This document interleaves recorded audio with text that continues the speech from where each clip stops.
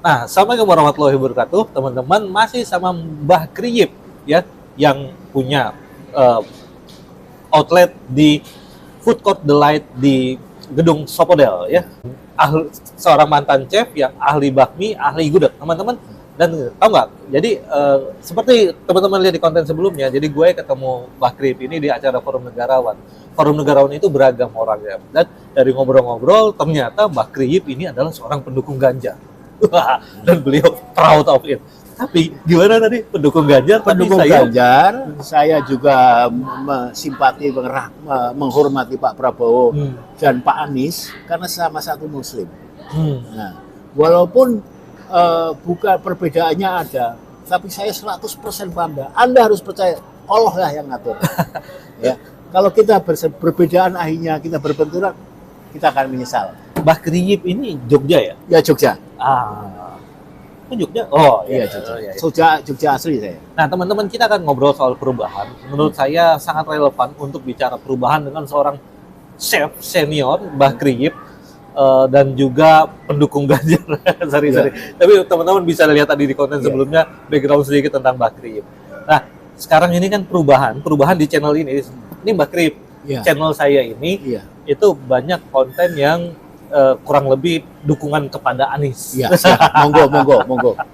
Jadi nggak ada masalah. Nah ini contoh ya teman-teman, kita beda pilihan, tapi kita tetap bisa satu karena di bawah naungan Allah. Dalam konteks nasionalisme NKRI, ya. Di Forum Negarawan itu ada yang pro Anies, ada yang pro Prabowo, dan ada yang pro Ganjar. Kemudian agamanya juga macam-macam, pandangan politiknya, ideologinya macam-macam, ada yang kiri, ada yang kanan, ada yang tengah, ada yang atas, ada yang bawah gitu. Nah, saya ketemu Mbah Kriyip di Forum Negarawan yang sangat beragam itu. Nah, perubahan itu harusnya, jadi kemarin juga saya podcast sama Prof Didin S. Damanhuri bicara soal perubahan. Saya kaget juga Prof Didin banyak menggunakan kata perubahan dan keadilan sosial yang kebetulan oleh salah satu capres yaitu Pak Anies sering digunakan dua kata itu. Tapi sebenarnya dua kata itu harusnya jangan menjadi dominasi, atau menurut pribadi saya jangan menjadi seolah-olah hanya Pak Anies gitu ya. Tapi semua harus bicara seperti itu. Sama seperti kayak Prof Didin juga mengatakan siapapun pemerintahan setelah 2024 mau nggak mau harus melakukan perubahan.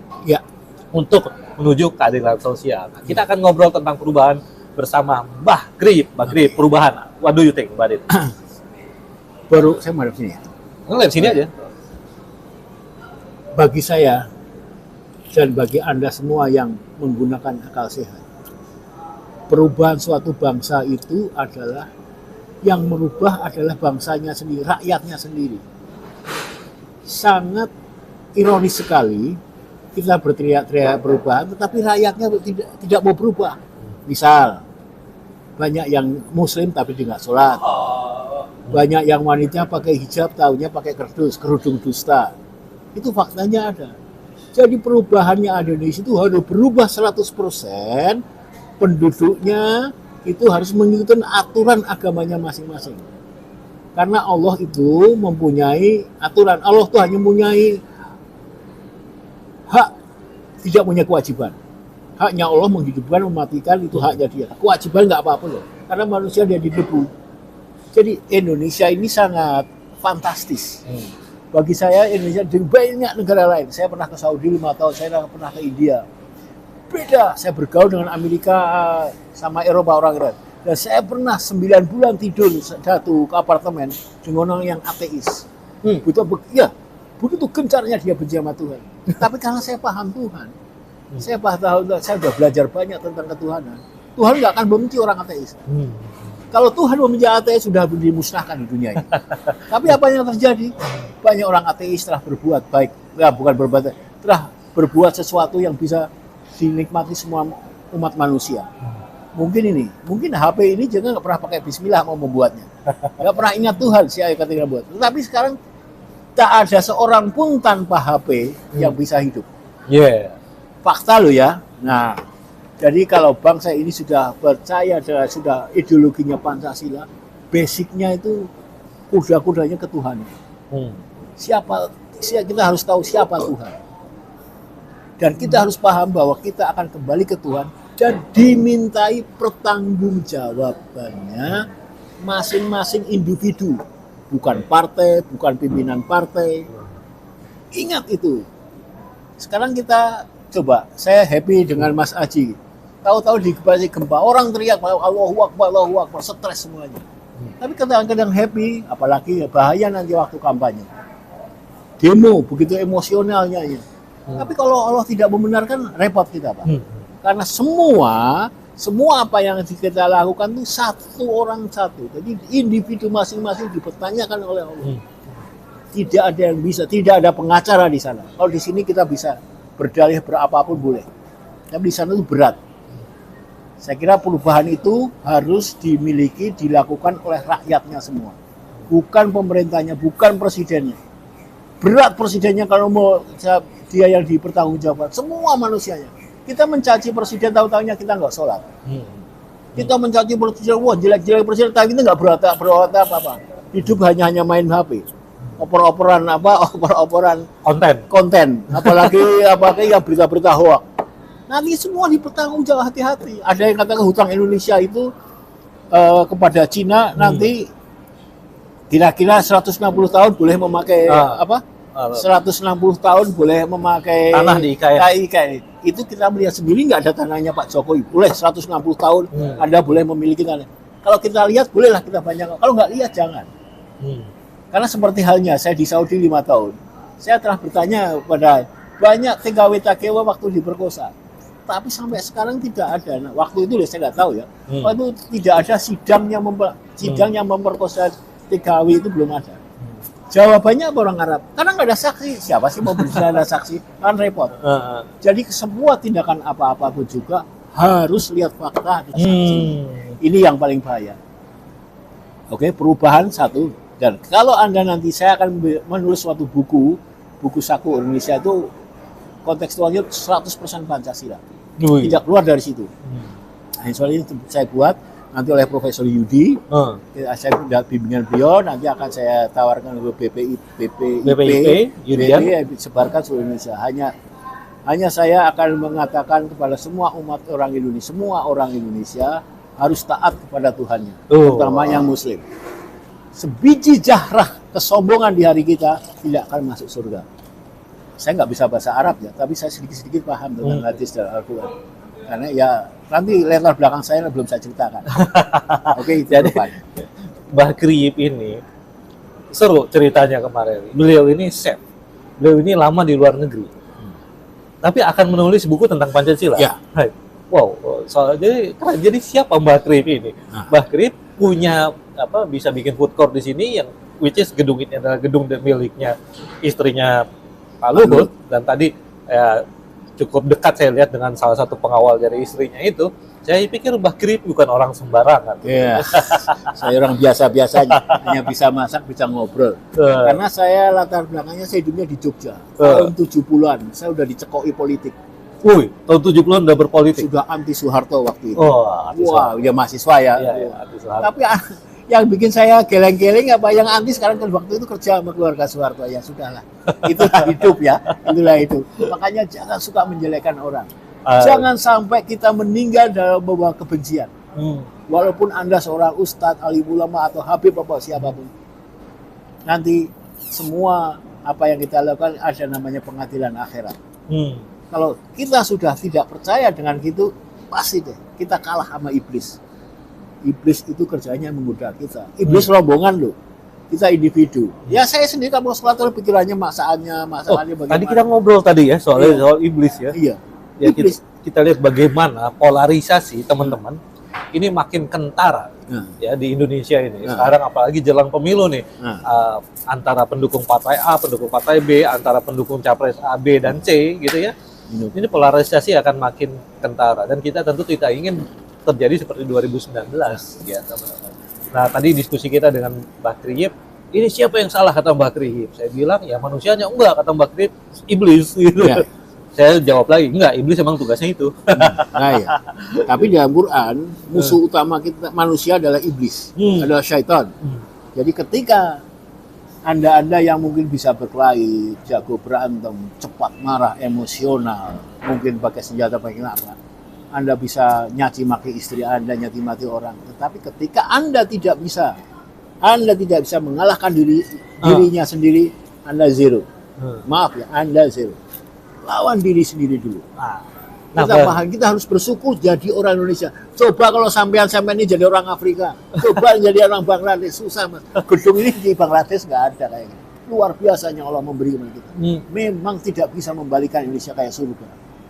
Sekarang kan lebih baik. Zamannya sebelum Pak Jokowi sama Pak Jokowi banyak perubahan. Cari yang positif. Insya Allah hutang itu akan terbayar. Hutang Indonesia bisa terbayar kalau seluruh bangsa ini juga mendukung pemerintah siapapun juga. Berapa detik? Ya Allah, tolonglah ya Allah. Lunaskanlah hutang negara kami. Berapa detik? Kalau Anda nggak mau, hati-hati ada kesombongan. Sombong sebiji jalan nggak akan masuk surga. Jadi seperti Pak Wakil Presiden kemarin Pak Amin, bahwa bangsa ini nanti yang paling banyak masuk surga. Percayalah. Waduh. Saya semangat untuk mencintai Anda semua. Jadi langsung nih, ini kenapa Ganjar?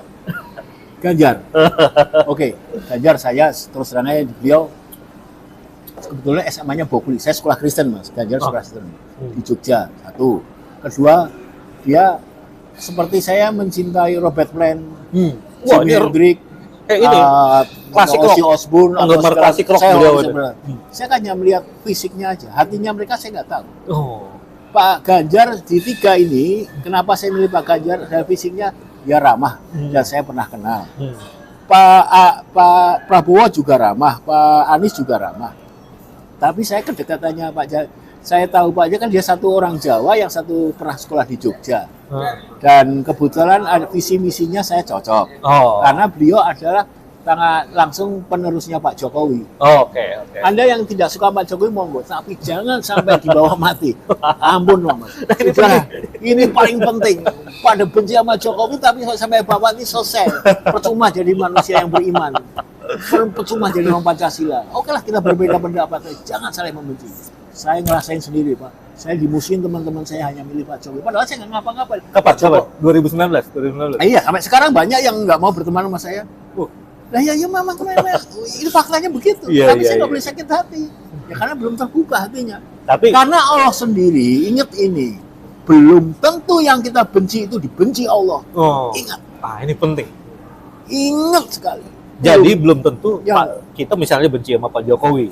Belum tentu Allah itu benci sama Pak jelas, Jokowi. Kita benci Pak Anies belum tentu Allah benci Pak Anies. Benci sekali Pak Prabowo dengan latar belakangnya bla bla bla bla bla itu belum tentu, karena manusia yang dinilai oleh Allah adalah akhirat. Benar betul Pak Ustadz. Semangat Mas. Karena saya kembali pengajian Mas. Dengan pengajian Mas. Bekrip 2019 dukung Pak Jokowi berarti. Ya. Sampai sekarang Pak Jokowi nanti Pak Jokowi, insya Allah kata Pak Luhut, Pak Surya Paloh happy landing lah, insya Allah. Nanti happy landing. Jadi jadi nanti pas pergantian jadi keadaan segar, bugar, sehat, walafiat, tidak ada yang memusuhi beliau lagi. Siapapun yang memusuhi pasti akan merugi pada dirinya sendiri. Hidup sekali ke masa nggak berbuat baik. Siapapun yang melihat video saya, bila Anda tidak bisa memperbaiki Anda sendiri menjadi orang baik, Anda akan menyesal sampai mati Anda, karena awan neraka itu berat. Bicara Pancasila, bicara Tuhan, bicara surga dan neraka. Jadi teman-teman, ya dukungan politik kepada salah satu capres atau legislatif atau partai itu selalu punya latar belakang sosiologis. Bakri sekolahnya sekolah Katolik ya. Kristen. 4 tahun, saya kalau sekolah nggak naik. Ganjar juga seperti itu Pak Ganjar. Kemudian dari Jogja, Pak Ganjar emang dari Jogja bukan? Dari Semarang, dari sekolahnya di Jogja. Sekolahnya di Jogja dan pernah kenal dengan Pak Ganjar. Jadi nggak kenal, hanya foto aja, saya belum pernah ngomong. Iya. Tapi mungkin lingkungan dari Bakri ini adalah para pendukung Pak Ganjar. Jadi sama lah, teman-teman yang di sana juga kayak lingkungan saya pendukung Pak Anies. Iya, jadi teman-teman sering lihat saya di acara-acara Pak Anies ya. Monggo. Teman-teman, ini adalah Indonesia. Kita bisa beda pilihan, tapi kita tetap satu jua, teman-teman. Tujuan kita masuk surga. Anda bisa masuk surga kalau tidak ada busuk, tidak ada hati busuk di hati Anda. Tapi kalau Anda membawa kebencian kepada Anda, selalu membawa kebencian, maaf. Karena Allah hanya melihat kita baiknya saja. Jadikanlah hidup sekali selalu berbuat baik karena Allah. Nah teman-teman, tadi kita ngobrol ya bahwa justru sebelum era revolusi digital, kebencian itu tidak sebanyak ini, tidak separah ini. Ya, dulu waktu 2012 kan tadi ceritanya 2012 berapa? Sampai pokoknya selalu pas saya jadi pokoknya 10 tahun yang lalu lah. 10 tahun lalu ya. Pokoknya sejak era Pak Jokowi mulai muncul itu, ini sepertinya kita makin bangsa ini makin rame ya, makin berantemnya sesama agama ribut. Nanti kalau ditanyain Allah pasti nggak bisa jawab. Pasti nggak bisa jawab. Udah gini aja Mas, bapak-bapak ibu ini, saya akan mengatakan kepada Anda. Kalau pengumuman oleh pemerintah 2 hari lagi ada kiamat, semuanya bangsa ini mesti stres. Yang nggak pernah sholat jadi sholat, iya kan? Yang punya hutang dibayar hutang, yang setiap hari memusuhi dia minta maaf. Karena orang bisa mati masuk surga dalam keadaan bersih. Dijaga sholatnya 5 waktu, dijaga semua perilakunya. Karena kematian kita tidak tahu. Kalau tanpa ada pengumuman masih ada kesempatan, karena Allah itu lebih besar ampunannya daripada murkanya. Fakta gitu, itu hadis ya. Allah lebih besar ampunannya daripada murkanya. Jadi kalau kita selalu menyudutkan orang, belum tentu yang kita sudutkan itu dibenci Allah. Karena manusia yang dilihat nanti oleh Allah akhirnya. Hari ini saya tabrakan, ditanyanya Allah kalau sudah sholat zuhur belum? Iya. Iyalah. Mati kalau pun ditanya dulu, apa perbuatan baik? Yang ini perbuatan baik. Saya jago masak, saya masakan enak, saya untungnya gede, saya tidak dilihat.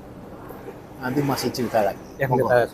Jadi teman-teman, saya sebenarnya di channel ini udah banyak juga membahas dan akan terus membahas kenapa polarisasi itu semakin menjadi-jadi di era 10 sampai 12 tahun terakhir, mungkin nggak sampai 15, yaitu karena ada yang namanya revolusi digital, ada yang namanya post-truth, ada namanya echo chamber, confirmation bias, dan sebagainya. Tapi itu bahasan di topik new media.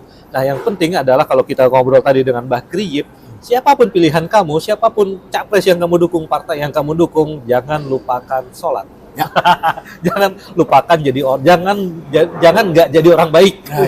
Jangan kita memperjuangkan seseorang, tapi kita lupa memperjuangkan diri sendiri dan keluarga.